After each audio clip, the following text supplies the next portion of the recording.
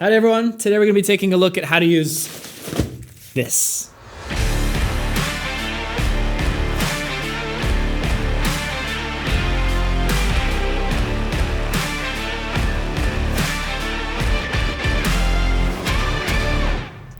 Howdy all, in this video we're going to be taking a look at how to use this thing. It's called a reflector, and there are many ways that you can use it. Reflectors come in a variety of shapes and sizes, from small and medium reflectors to giant reflectors that need to be transported on special frames, or even in the film industry on a crane just like this. But the small round one is the most commonly used, and you can purchase larger reflectors in different shapes as well, like oval reflectors that are better for the studio or for shooting a full figured model. And it all depends on how you plan to use your reflector. And this silver side is going to be the most common side that you'll be using, but there are actually 4 different ways that we can use this very reflector right here. Now let's start with the silver side. Like I said, silver is going to reflect light at the maximum possible range, but because it's not a mirror, the light that's reflected is actually softer and weaker than the light source itself. The silver reflector comes in handy when shooting in backlight because it's going to help brighten that side that is covered in shadows at low speeds.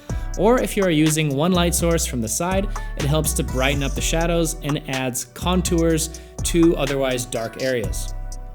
Now the other type of reflector that we're going to be using, or that we have available to us with this reflector, is going to be this gold lined one. And the advantage with this is that it's very similar to the silver lined one, as in it's going to reflect light, but it's going to emit a much more of a warmer tone, if you will. And so it's perfect for adding dynamic colors to the photo. The shadows shine through a little warmer and make the photo look just a little more interesting. Next, we're going to look at this side, which is the white side. A white reflector is useful when you want to subtly reflect light. This is usually when we have light from the side and we need the shadows to stay dark, but we don't want completely dark shadows. And the fourth side is going to be a color that most of you should know by now that only absorbs light, is the black side. And we're going to be using this basically for the opposite reasons of all the other ones that we listed before. Black reflectors are mostly used when you're shooting on a white wall that reflects the light on the subject and takes away from the drama and contrast between highlights and shadows.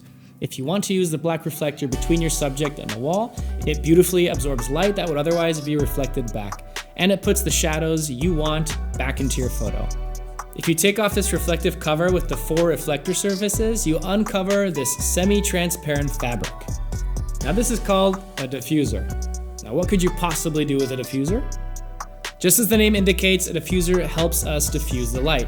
A classic example is when you're outside and the sun is bright and casts unwanted harsh shadows on your subject's face. Place the diffuser between your light source and the subject, and the light that's going to come through is diffused and weaker, and the shadows aren't as harsh. It's basically like a softbox for the sun. And not only the sun, but lights and flashes as well. So reflectors are useful for portraits, but actually they can be useful for any type of photography. They're super affordable and they can really brighten up your images or just give them a completely different look than you could otherwise accomplish without them. And as an added plus, after folding them up, they're super compact, so they're not going to get in your way.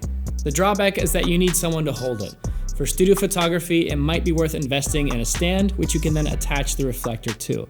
And unlike human hands, the reflector doesn't have feet and it's not always going to be moving, so you don't have to keep telling it where to go. So that's it for reflectors. Go out and get yourself one. Trust me, you're going to come across a situation where you wish you had one. Give us a thumbs up, hit the subscribe bell so you never miss another video, and I look forward to seeing you in the next one. Take care. Ciao.